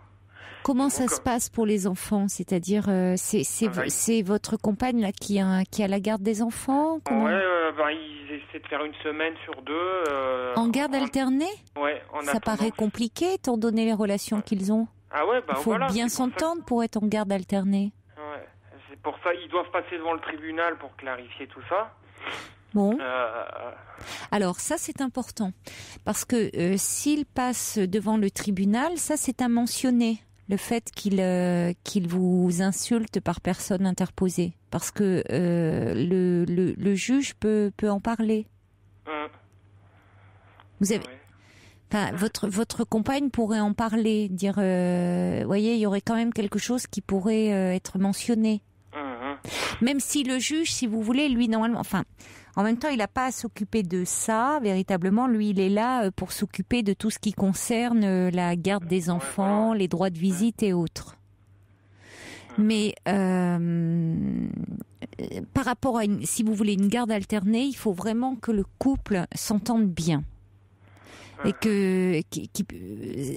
parce que quand il y a des conflits, si lui ne supporte pas finalement qu'elle puisse refaire sa vie, qu'il y ait un autre homme dans sa vie, je vois pas comment ils vont venir, accepter il va amener les enfants. Vous vivez ensemble avec cette femme? Non. Donc vous ne le croisez pas quand il ramène les enfants? Non, je l'ai jamais croisé, mais bon, là, il a ramené les enfants. En fait, il vient, vu qu'il n'y a rien de clarifié au niveau juridique, là, par exemple, il est venu chercher les enfants à 7h, il les a embarqués pour les envoyer manger sans la prévenir, alors que c'est censé être sa semaine. Et en ramenant les enfants, il lui a encore dit qu'il allait me tuer, quoi. Mais il lui a dit à qui? À ma compagne, quoi. En ramenant les enfants, il lui a dit au fait, ton mec là, je vais le tuer. Mais vous pouvez porter plainte, hein. Vous pouvez porter plainte parce que des menaces de mort, on ne peut pas impunément menacer les gens de mort. C'est grave. Pas en guerre non plus, quoi. Non, mais c'est une façon de. Il ne peut pas faire n'importe quoi. C'est-à-dire que ça ne veut pas dire qu'il mettra sa menace à exécution. Vous voyez bien qu'avec elle, c'est quelqu'un qui fonctionne sur ce mode-là. Quand il était avec votre compagne, il était sur le mode de l'insulte. Vous dites c'est un sanguin, c'est quelqu'un qui extériorise comme ça son agressivité, sa colère de cette façon-là. Bon, heureusement, Seb, que tous les gens qui disent je vais le tuer, vous voyez, ne mettent pas leurs menaces à exécution. Sûrement, Mais c'est quand même une façon peut-être de mettre des limites. C'est-à-dire qu'il ne peut pas, comme ça, vous empoisonner l'existence. Ouais, voilà, c'est ça. Parce que vous me disiez, vous ne vivez pas ensemble. J'aimerais vivre avec elle. Mais ça me paraît impossible, quoi. C'est pourri, là, on vit même pas ensemble. Alors imaginez quand il viendra chercher les enfants. Oui, je comprends. Finalement, ça vous angoisse de vous retrouver face à lui. comme toute personne amoureuse, et quand c'est vraiment réciproque et que c'est fort, on a des projets, et moi tous mes projets sont entachés par Oui, mais je comprends, c'est-à-dire que c'est une façon de s'interposer entre vous deux et de vous empoisonner l'existence, ce qu'il fait. C'est-à-dire quand il dit à sa compagne ton mec, je vais le tuer, c'est une façon comme si il avait encore d'abord on n'a pas le droit évidemment de proférer des menaces de mort à l'encontre de quelqu'un. Enfin, heureusement, c'est pas la jungle. Là, on peut pas. Vous voyez, c'est quand même c'est grave de tels propos. Ouais, c'est grave, ouais. Et si vous voulez, en plus, c'est comme s'il s'arrogeait le droit par rapport à la vie de sa compagne. Il décidait, c'est comme si elle lui appartenait et que donc elle n'avait pas le droit d'être en couple et d'avoir une relation de couple. C'est pas comme ça la vie. C'est vrai que moi, jusqu'à présent, j'arrivais à encaisser. Oui, mais il n'y a pas de raison. Je me disais qu'il n'allait pas réussir justement à mettre ces mauvaises choses dans notre couple. Et puis là, aujourd'hui, ce soir, si je vous appelle, c'est parce que j'ai l'impression que ça m'atteint. Vous êtes oppressé, mais ça se comprend que ça vous atteigne, parce que c'est vrai que c'est pénible, c'est oppressant, c'est angoissant. Ouais, voilà, et puis on s'aime vraiment.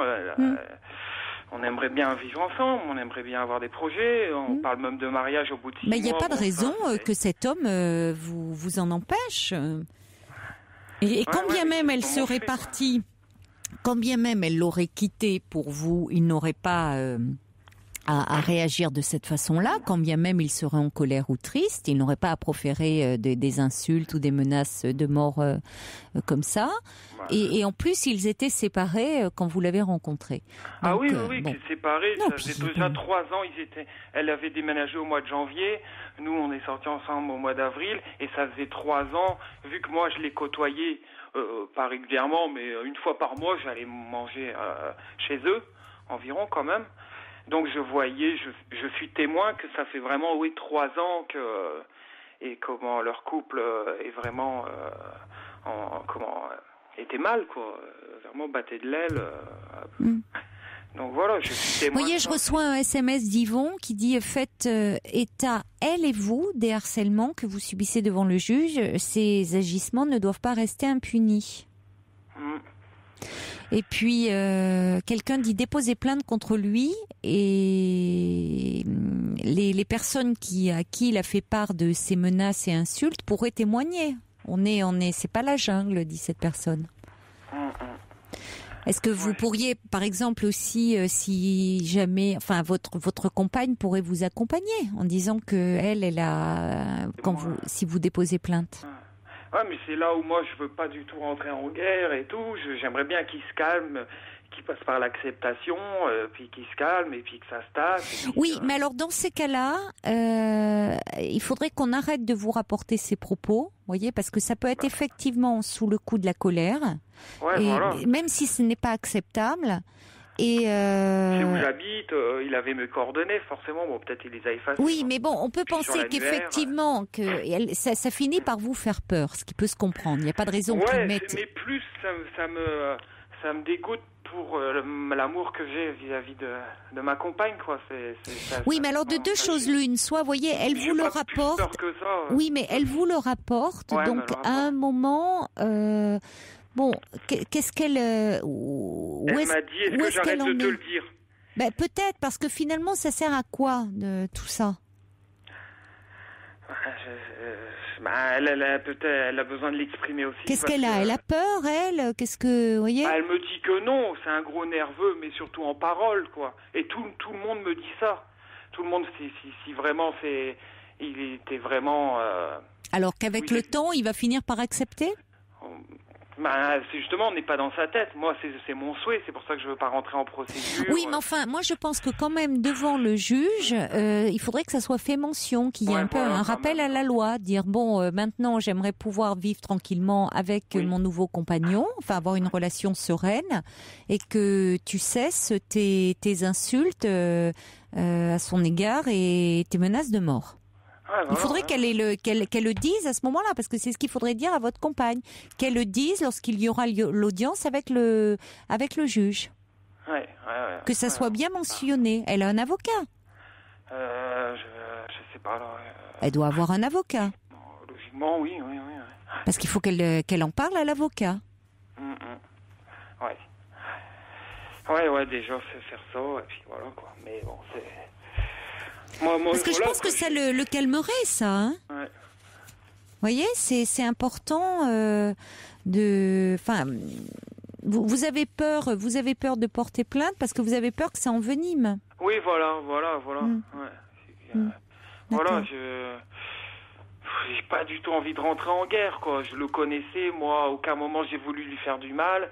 C'est moi le premier étonné d'être tombé amoureux donc de son ex-compagne. Elle aussi, voilà, mais... Bon, alors parlez-en avec elle. Elle doit avoir un avocat par rapport à cette situation, par rapport à la séparation. Ouais. Et demander conseil auprès de l'avocat. Mais enfin, il faut pas que les choses restent en l'état. Il faut qu'il y ait des limites mises à cet homme, hein.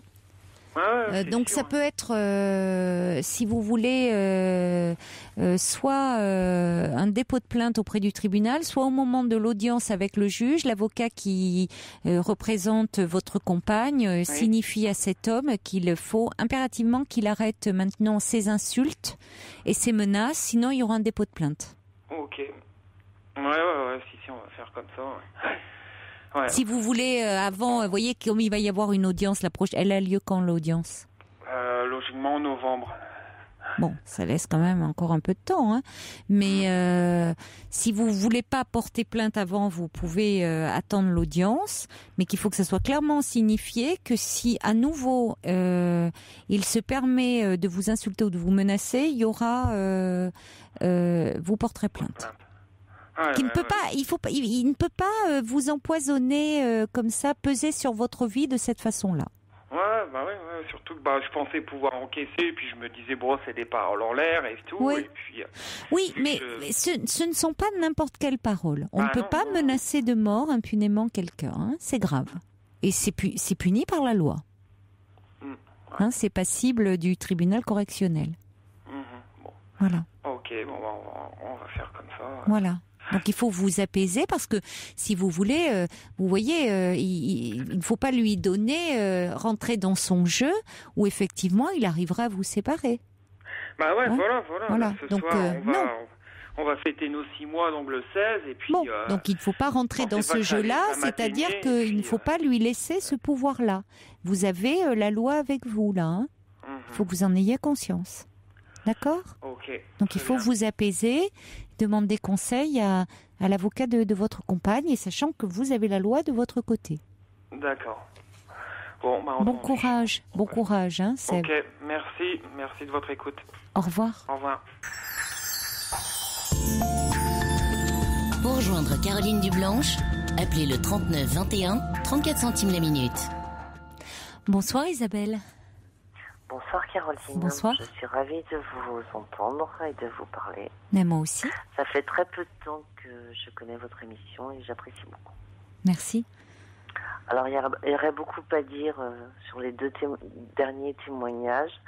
Je voulais seulement dire qu'à Romain, on ne peut pas prendre un bain sans vouloir se mouiller, hein, c'est tout.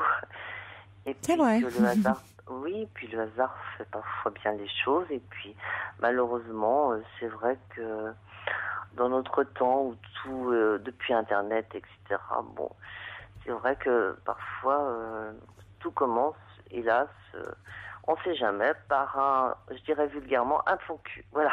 Et oui, on ne peut jamais savoir. Oui, ça peut déboucher sur une très belle histoire, je suis d'accord avec vous. Oui, absolument. Il ne faut jamais fermer les portes, jamais. Voilà, et puis bon, je voulais dire à la dernière personne que la violence, moi je l'ai connue, la violence psychologique et les manipulateurs, il ne faut pas en avoir peur, tout ça c'est du pipeau. Il faut toujours se défendre contre cela, il faut toujours aller à la gendarmerie, porter plainte, même si c'est une main courante ou autre, elle sera toujours là, ça sera toujours présent. Et en plus, comme il va passer, sa future femme, entre parenthèses, va passer devant un tribunal, ça sera retenu. Il faut toujours elle a sûrement un avocat, il faut toujours en parler, et c'est punissable par la loi. Il faut jamais se laisser faire. jamais. Donc moi, mon cas, je vous explique, Oui. je suis transgenre. Oui. Donc ça fait 13 ans que je suis en hormonothérapie. Oui. Donc j'ai 40 ans, j'ai changé mes prénoms, tout ça est officiel. Je n'ai pas fait de chirurgie esthétique parce que, bon, il y a beaucoup de ratages, on n'en parle pas beaucoup, mais il y en a beaucoup. Oui. Et je passe très bien, mais malheureusement, le problème, c'est que quand je rencontre un garçon, puisque je sors beaucoup aussi, j'aime beaucoup m'amuser et danser, Oui. je ne sais pas quoi faire après, parce que, comment leur dire Eh oui. C'est un vaste problème. Donc, parfois, c'est vrai, je sens que le feeling est tel que je peux leur dire et que ça va passer. Bon, parfois, c'est juste une histoire d'une nuit. Bon, c'est souvent le cas, d'ailleurs. Et... bon, parfois, je sens que c'est un peu borderline, donc je tente pas le coup, parce que c'est vrai que même en boîte de nuit avec les visites, tout ça, une bouteille, c'est vite fracassé sur le visage, quoi. C'est parce que, bon, quand on flirte avec quelqu'un qui a une apparence vraiment de femme, et que vous lui annoncez cela, il peut se dire, mince, j'ai flirté avec un mec, quoi. Voilà. Donc il peut péter un plomb. Ça peut déclencher une réaction de colère, comme s'il était trompé de violence, oui, comme s'il se sentait. Oui, absolument. Oui. On l'avait trompé, on l'avait dupé. Voilà, c'est la tromperie totale. Donc bon, il n'y a pas d'hétérosexuel à 100%, ça j'en suis convaincue. Mais bon, ça peut, comment dire, dans son égo de machisme entre parenthèses, bah oui, le toucher personnellement très gravement, même si pour cela ça le déplaît pas, je veux dire, mais plus tard, par la suite, il va y réfléchir, mais j'en sais rien. Bon, oui, ça l'angoisse. Ça l'angoisse, pour peu qu'il soit un petit peu alcoolisé. Ça peut oui, c'est la tromperie, quoi. C'est être trompé, c'est pire que tout, je pense, pour ce genre de personnes qui... Mais vous cherchez une relation stable, durable? Alors moi, j'ai eu 2 relations qui ont duré 4 ans et 9 ans. Donc, avant que j'ai eu l'hormonothérapie, donc avec un corps de garçon, mais bon, j'ai toujours été une nana, hein, dans mon esprit, moi j'ai toujours été... Oui, vous vous êtes toujours sentie femme? Oui, et puis donc j'ai toujours eu l'apparence féminine. Hein. J'avais rien à faire dans le milieu de... Ah oui, depuis toute petite. Oui, absolument. Mais bon, je veux dire par rapport à ça aussi à Romain, j'avais rencontré un garçon avec mon corps de garçon quand j'avais un prénom de garçon et que j'étais garçon. Bon, bah, je l'ai rencontré aussi par un site. On s'est vu une fois. On a flashé, il m'a invité un week-end et ça a duré 4 ans, donc on peut jamais le savoir. Jamais. Oui. Donc il m'avait invité un week-end dans une grande ville de province, puisque moi j'habite la province, la 3e ville de France, voilà.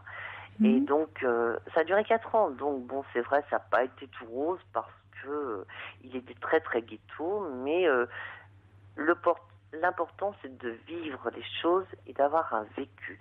C'est ne pas faire de surplace et se dire à la fin, parce que la vie ça passe très vite, bah merde, j'ai rien vécu, quoi. Oui. Voilà, c'est... De toute façon, même les choses négatives apportent quelque chose de positif dans la vie.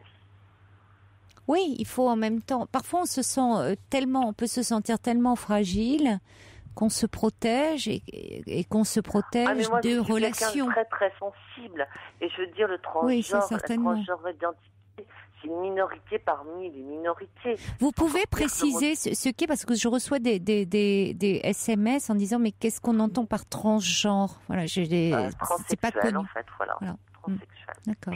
Mais moi, c'est pas le mot sexualité qui n'a rien à voir là-dedans. Oui. Bref, je veux dire, maintenant, c'est tellement médiatisé. Oui. On voit des reportages partout à la télévision. Oui, mais bon. Et ça devient à la mode. Moi, mon endocrinologue me disait, c'est la mode maintenant. Tout le monde veut sortir avec des transgenres. Ah bon? Ah oui, non, mais je vous dis, il y a plus en plus d'escort girls transgenres, et c'est vraiment... Moi, j'ai des amis comme ça, enfin, j'en ai une particulière, elle a une clientèle folle, quoi, et d'hommes mariés, de toutes sortes, quoi, je veux dire, c'est incroyable. Oui, mais parce que ça peut se comprendre aussi je parle pas de phénomène de mode, mais que ça corresponde à un fantasme comme ça. Certes, il y a un fantasme, mais je veux dire, il y a une telle... je veux dire, on sature actuellement. Vous voyez, je veux dire, aussi bien les femmes, les hommes, ils savent plus trop ce qu'ils veulent, du point de vue hétérosexuel. Donc, les hommes, ils sont tellement déçus, même aussi par les femmes, il faut le dire, qu'ils se disent pourquoi pas un être qui est ambigu au milieu, ou qui a été comme ça. Moi, j'en rencontre beaucoup d'hommes qui ont une quarantaine d'années, qui ont été mariés pendant 25 ans et qui découvrent cela et qui ont des enfants. C'est très compliqué d'ailleurs, parce que le dernier que j'ai rencontré, il avait la gale alternée et c'est très difficile. Donc, en plus, c'est vrai qu'aussi, beaucoup n'assument pas leur homosexualité cachée. Donc, ils veulent pas vivre avec un homme, et c'est tellement plus facile de vivre avec quelqu'un qui était un homme et qui a apparence de femme, avec des prénoms féminins. Oui. C'est ça, avec qui ils peuvent avoir une sexualité comme avec un homme, et en même temps avec l'apparence d'une femme. Eh oui. C'est ce qu'on appelle, je vais être assez vulgaire, excusez-moi, des PD refoulés. Voilà. Ça, oui, mais c'est pas facile pour vous d'être, parce que vous n'êtes pas là qu'un, enfin, voilà, envie d'être considéré pour un objet sexuel, un objet de plaisir, un objet, voyez, pour fantasmer. Oui, vous n'êtes pas un fantasme, vous êtes une personne à part entière avec qui a des désirs, des attentes. Comme une personne, quand on le sait, bien sûr. On me voit comme une personne, déjà quand on le sait, malheureusement, quand je le dis, on a du mal à le croire. Bref, je vais pas me jeter des fleurs, mais bon, je passe très très bien. Et comment dire, malheureusement, c'est une nuit, quoi. Ils ne voient pas faire leur vie avec quelqu'un comme moi. C'est ou un homme ou une femme, mais pas quelqu'un au milieu. C'est pas possible. Voilà.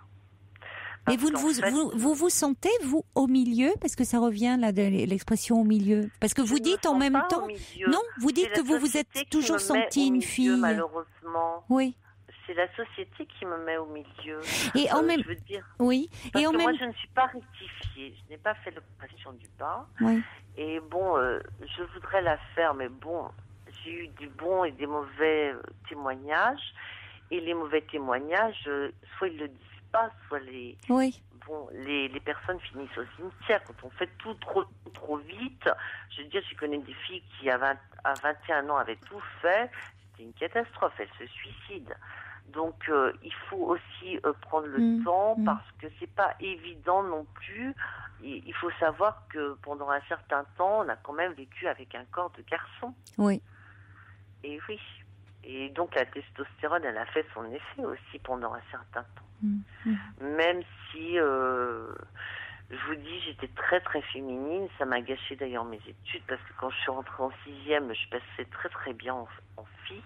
Oui. Mais je veux dire, j'avais pas un prénom double, et quand on annonçait mon nom et mon prénom, c'était une catastrophe. Je veux dire, j'ai été traitée pire que les juifs pendant la guerre, quoi. On me crachait dessus, c'était de la violence physique, verbale, c'était une horreur. Ça m'a gâché mes études. Ah ouais, non, j'ai eu beaucoup de baffes dans ma vie. Je n'en parlerai pas parce que mon enfance a été très difficile. Je pense qu'il y a, on ne sait pas encore, mais on le saura dans l'avenir. Il y a une part d'acquis et d'inné dans le transsexualisme, mais malheureusement, je pense qu'il y a beaucoup d'acquis, et ce que j'ai vécu dans l'enfance a beaucoup influencé tout ça, oui. Moi, je me rappelle d'une phrase, vous vous rendez compte, à 3 ans, je me rappelle d'une phrase, c'est incroyable, tout le monde me dit on ne peut pas se rappeler à 3 ans. Moi, je me rappelle très bien, je me disais, je ne serai jamais un homme. Jamais. parce que tout ce que j'avais de masculin autour de moi était négatif. Voilà. Donc ça a sûrement un Oui. Bon, puis ma maman... Et puis il y a aussi Oui, et puis il y a aussi quand même une part Enfin, il y a l'environnement, il y a la génétique aussi dans ces questions-là. Oh, oui, mais on ne connaît pas. C'est dommage, j'aurais bien aimé continuer à parler avec vous parce que c'est passionnant tout ce que vous nous dites. Peut-être un autre soir, Isabelle, on pourra continuer à en parler parce que vous apportez beaucoup de réponses à un sujet où on se pose beaucoup de questions. Merci beaucoup et à bientôt, j'espère. Au revoir, Isabelle.